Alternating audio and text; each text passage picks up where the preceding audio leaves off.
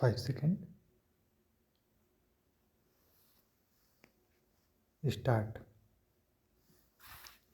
Having noticed the salient fact which there is not much dispute, this court is firstly constrained to observe that there is no material or evidence to indicate what steps the corporation took between 30 April 1996 to 3 February 1998. There is not one shred of evidence to indicate as to whether any notice was issued to the petitioner during this period of participate in the disciplinary proceedings as noticed above. Although order dated 24 April 1998 asserts that various dates had been fixed by the inquiry officer appointed on 17 February 1997. No such notice has been placed on the record, nor have details of any such notice been alluded to or disclosed in the affidavit filed in these proceedings on behalf of the corporation. Even the order sheet, which stands appended along with the counter affidavit of the corporation, refers to dates which were fixed in 1996 on the above state of the record.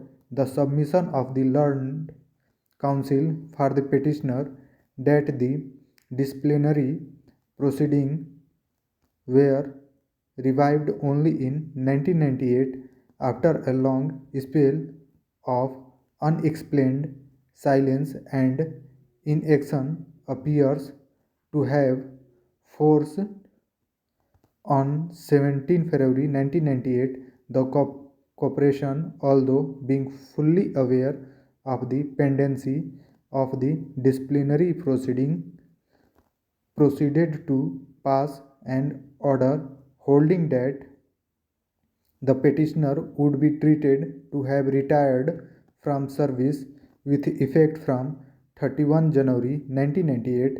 If the petitioner was permitted to retire with effect from 31st January 1998, this court fails to comprehend with what authority inhered in the corporation to proceed with or continue the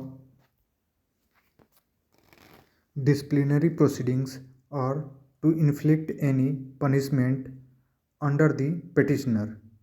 As noted above, no statutory provision, rule or regulation prevalent in the corporation was referred to or relied upon the sustain the continuance of the disciplinary proceeding after the retirement of the petitioner on 31st January 1998.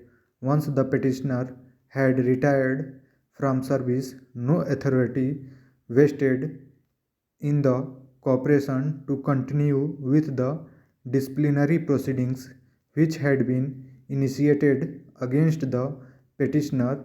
Retirement of an employee cuts the cord which connects the two entities and severs all relationships of master and servant or employer and employee. The retirement of an employee brings the curtain down upon the relationship of employer and employee. Once this event occurs, no further jurisdiction or authority vested in the employer to inflict any punishment upon the employee thereafter.